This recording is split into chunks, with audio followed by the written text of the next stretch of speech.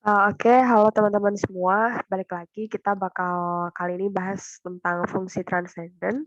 Nah, yang pertama, kita bakal bahas tentang fungsi logaritma natural. Jadi, fungsi logaritma natural ini hadir ketika ada pengintegralan, integral dari suatu satu per x gitu ya, satu per x atau satu per t gitu di sini. Nah, maksudnya gimana? Jadi kan kalau normalnya kalau diintegralkan otomatis pangkatnya bertambah satu kan. Misalkan eh, X setengah X kuadrat dipangkatkan kan X-nya pangkatnya 2 tadi jadi 3 gitu kan. Nah, tapi kalau di sini karena dia pangkatnya minus 1, nggak mungkin dong pangkatnya jadi pangkat 0, jadi sama dengan 1. Jadi bukan kayak gitu. Maka integral dari seperti dt-nya ini adalah hasilnya adalah ln X ini tadi atau logaritma natural. Maka dari itu ketika ln X ini diturunkan, hasilnya adalah seper X, kebalikannya.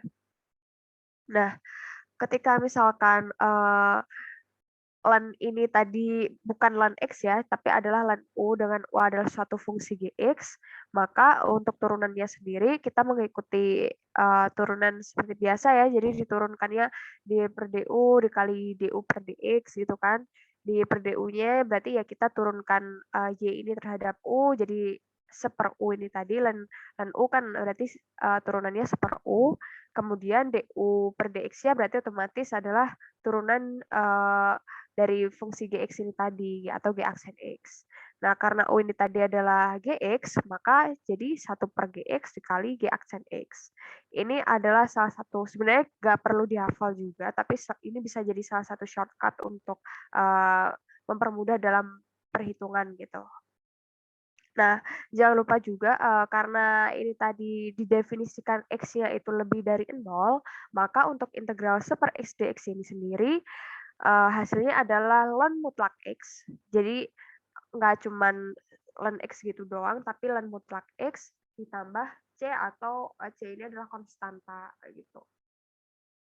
Nah, untuk sifat logaritma natural ini sendiri hampir mirip dengan sifat logaritma biasa gitu, yang log itu. Misalkan ya, ini ya, yang mulai dari BCD ini, ln A per B berarti ln A dikurangi ln B. Kemudian ln A kali B berarti ln A plus ln B. Kemudian misalkan ln A pangkat R, maka R-nya itu bisa dipindahkan jadi R kali ln A. Nah, untuk ln 1 sendiri itu sama dengan 0. Kenapa kayak gitu? Karena ya, berapapun kan dipangkatkan 0 pasti sama dengan 1 gitu kan, jadi ln 1 sama dengan 0 gitu. Nah, dalam aplikasinya logaritma natural ini bisa digunakan untuk perhitungan turunan gitu. Jadi kalau misalkan turunannya, misalkan fungsinya y-nya ini rumit seperti pada soal ini, kan pasti susah kan kalau misalkan mau diturunkan pakai yang U kali V, terus U per V juga kan, pasti susah banget. Maka dari itu bisa digunakan logaritma natural untuk mempermudah dalam proses penurunannya. Jadi baik ruas kiri maupun ruas kanan kita lenkan, jadi ln Y sama dengan ln ini fungsi ini tadi segini banyak. Nah, menggunakan sifat-sifat ini tadi kita bisa bongkar nih dari ln yang berada di ruas kanan. Jadi kayak gimana? Karena ini dikali dan ini dibagi, jadi dipisahnya kan jadi tambah dan kurang. Nah, setelah itu karena ini ada pangkatnya, maka pangkatnya bisa turun nih. Jadi pakai sifat yang D. Jadi 2/3 kali ln X kuadrat plus 1. Nah, yang ini 2-nya juga turun. Kayak gitu. Kemudian yang ini karena akar kan berarti pangkat setengah. Setengahnya juga turun di sini. Kayak gini. Kemudian untuk selanjutnya kan kita mencari turunannya. Nah, turunannya bagaimana? Ya, kita turunkan dulu ruas kiri. Turunannya adalah seper Y dy per dx. Kemudian yang sebelah kanan kita turunkan juga lebih mudah. 2/3 turunan dari ln X kuadrat plus 1 berarti kan seper dari X kuadrat plus 1 dikali turunan dari yang di dalam kurung ini. X kuadrat plus 1 adalah turunannya 2X. Begitu juga yang ini, 2/3x tambah 1 dikali 3. 3 itu turunan dari 3x plus 1. Kemudian dikurangin setengah dikali turunan dari ln x plus 1 ya 1/x plus 1. Nah, setelah itu d per dx-nya kita sama dengan kan y-nya ini dipindahkan ke ruas kanan, otomatis y dikali ini tadi segini banyak ini ya, udah dikali-kaliin nih jadi 4x dan bla bla bla bla bla gitu. Nah, y-nya ini kita ingat lagi, y-nya kan tadi di atas ini kan, fungsi segini banyak ini tadi. Ya, kita masukin dalam y-nya dimasukkan dalam bentuk x, kemudian dikalikan. Jadi dy per dx-nya dapat segini, kayak gitu. Cukup memakan waktu yang relatif mudah karena penurunan ln x ini sendiri juga relatif mudah. Nah, selanjutnya untuk grafik logaritma natural sendiri itu monoton naik ya. Jadi dia memotong sumbu x itu di posisi saat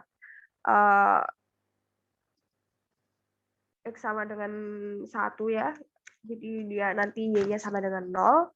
Kemudian kalau ingin membuktikan kenapa dia monoton naik ya kita lihat aja gitu dari turunannya. Turunan dari ln x kan 1/x dan padahal kita tahu x-nya lebih dari 0, maka ya dia monoton naik karena 1/x kan pasti lebih dari 0 juga kayak gitu.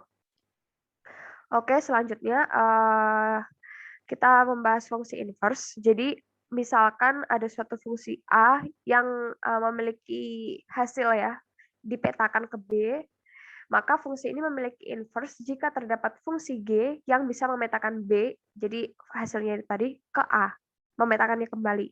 Sehingga ketika dikomposisikan, jadi G dikomposisikan dengan fungsi fx ya, fungsi gx dan fx ini ya, itu hasilnya akan sama dengan x tetap gitu, tetap x untuk semua x elemen A gitu. Begitu juga dengan misalkan x-nya diganti y gitu kan. Nah, untuk notasinya sendiri bisa dituliskan misalkan y sama dengan fx, maka x-nya itu sama dengan f inverse y, jadi inverse-nya itu ada pangkat negatif satunya gitu di atas. Nah, eksistensinya bagaimana? Jadi fungsi inverse ini hanya akan ada jika f-nya itu monoton murni di daerah asalnya.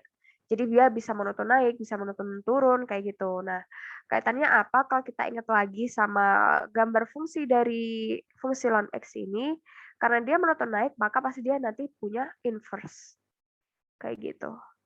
Nah, ada teorema fungsi inverse, yaitu di mana apabila f kontinu dan terdiferensialkan di selang i, jika f aksen x-nya tidak sama dengan 0 untuk suatu x elemen i, maka inverse-nya itu pasti punya turunan di suatu titik yang y sama dengan fx dalam daerah hasil f.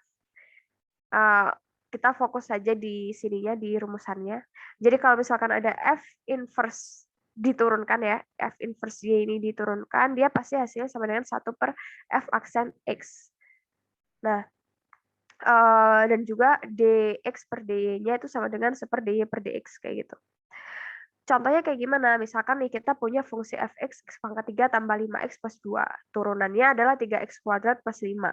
Kita tahu 3x kuadrat ini adalah fungsi kuadrat, jadi dia pasti lebih dari 0, ditambah 5 dia pasti lebih dari 0 juga. Maka fungsi ini pasti monoton naik, jadi dia akan punya inverse. Nah, ketika x-nya sama dengan 0, maka y-nya ya atau fx-nya itu pasti sama dengan 2 kan? Disubstitusiin kan jadi 0 tambah 0 tambah 2. Nah, ketika misalkan kita punya soal ditanyain berapakah turunan dari f inverse 2 gitu kan? Kita tahu kalau 2 ini kan sama dengan y kan. Nah, y ini sama dengan 2 itu ketika x-nya kapan? Nah, ketika x-nya sama dengan 0 ini tadi. Ini ketika x-nya sama dengan 0 ini tadi. Maka kalau kita disuruh mencari turunan dari f inverse 2 ini, ya kita masukkan aja 1 per f aksen 0. Nah, f aksennya berapa? F aksennya kan kita udah hitung ini tadi, 3x kuadrat plus 5. Ya udah, kita masukin aja. 3 kali 0 kuadrat plus 5. Hasilnya adalah 1/5. Kayak gitu. Oke, selanjutnya untuk fungsi eksponensial. Jadi fungsi eksponensial ini adalah inverse dari logaritma natural atau fungsi ln itu tadi. Dinotasikannya jadi f inverse x sama dengan e pangkat x atau exp x kayak gitu. Nah, jadi kalau misalkan ada y sama dengan ln x, maka x-nya itu sama dengan e pangkat y atau exp y kayak gitu.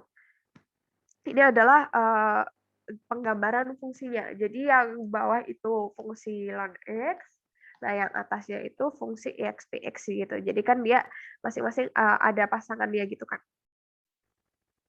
tercerminkan.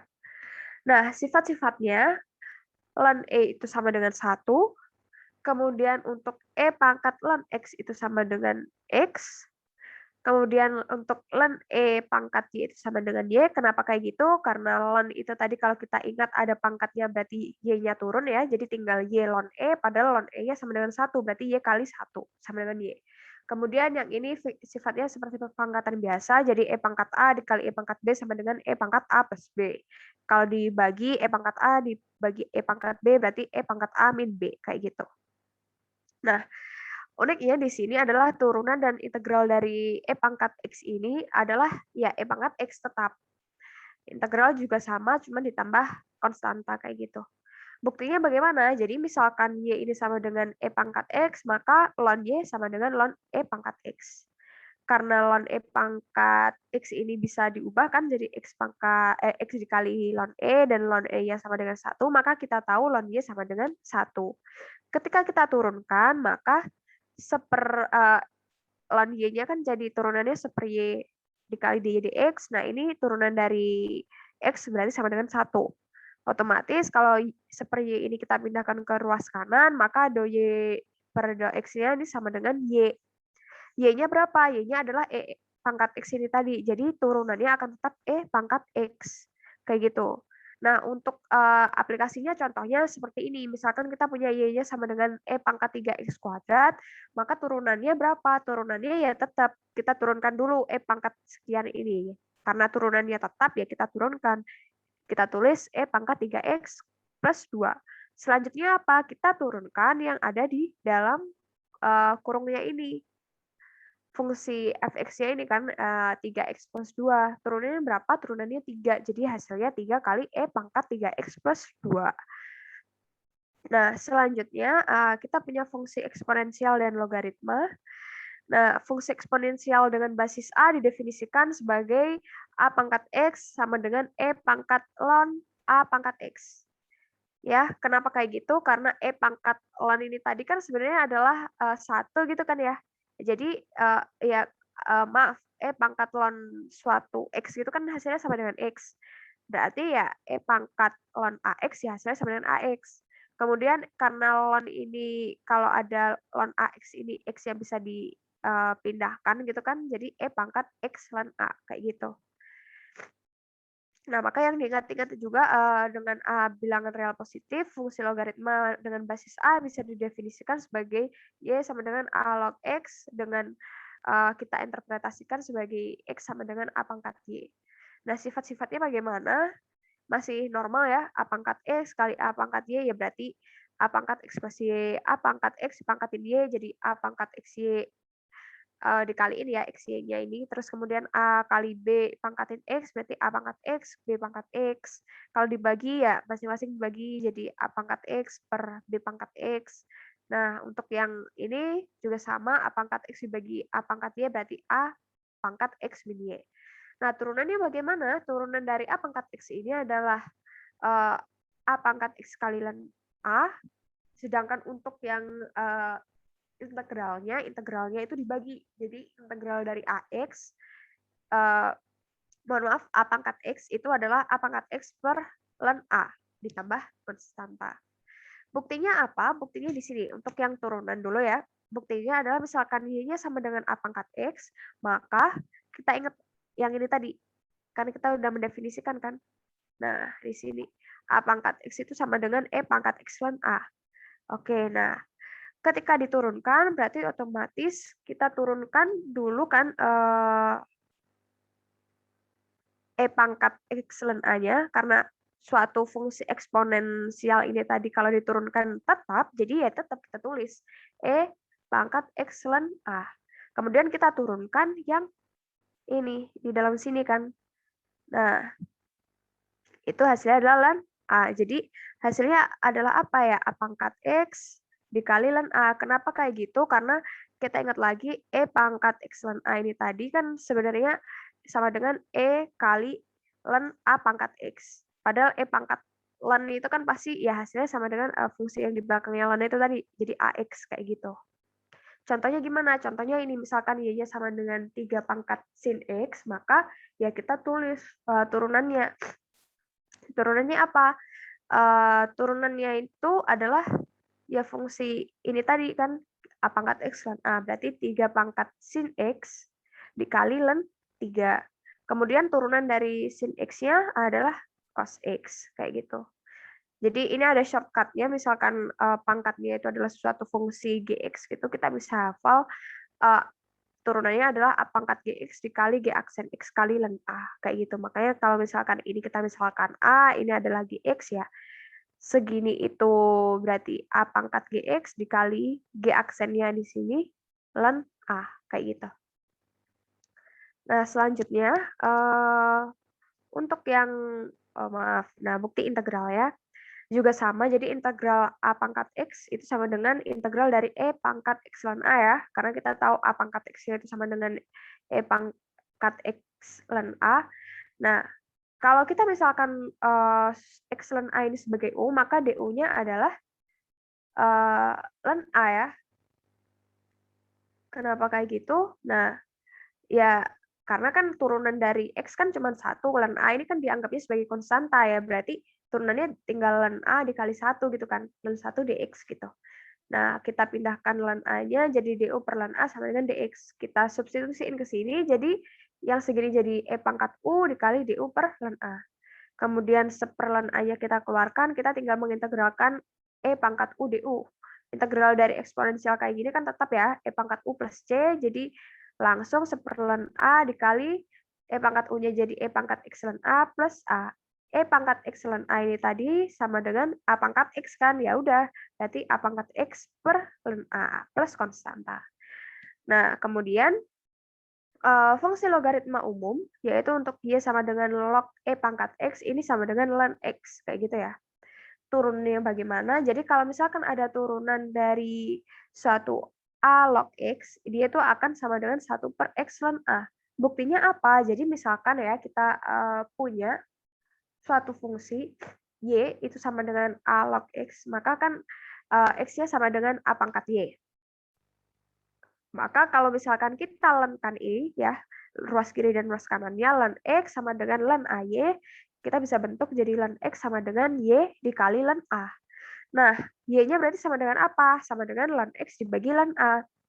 Kemudian kita disuruh menurunkan ini A pangkat, kita menurunkan Y-nya kan, yaitu A log X. A log X ini sama dengan Y, Y-nya juga sama dengan ini, berarti kita boleh dong menurunkan ln X per ln A. Nah, sekarang gini, dalam fungsi ln X per ln A ini kan sebenarnya adalah konstanta. Jadi kita bisa keluarkan, jadi seper ln A dikali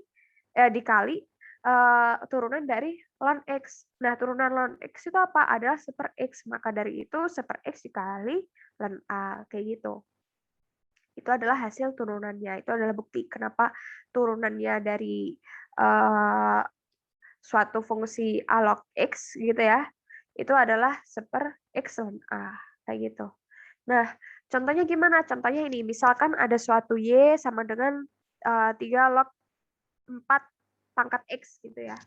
Kita ubahnya jadi pakai kayak gini nih. Ubahnya jadi ln 4 pangkat X per ln A. Jadi A-nya adalah 3. Jadi per ln 3. Lalu kita turunkan. Nah, kebetulan ln 4 pangkat X ini kita bisa pindahkan kan X-nya jadi X ln 4, maka ln 4 per ln 3 ini kita bisa keluarkan. Tinggal turunan dari dari X ini kan. Turunan dari X adalah sama dengan 1, ya udah, berarti ln 4 per ln 3 kali 1, ya hasilnya ln 4 per ln 3. Oke, mungkin sekian materi tentang bab 6 ini, tentang fungsi transendan. Bagian pertama, nanti apabila ada pertanyaan atau ada yang kurang jelas bisa ditanyakan di grup supaya bisa memperoleh penjelasan lebih lanjut. Oke, sekian. Terima kasih.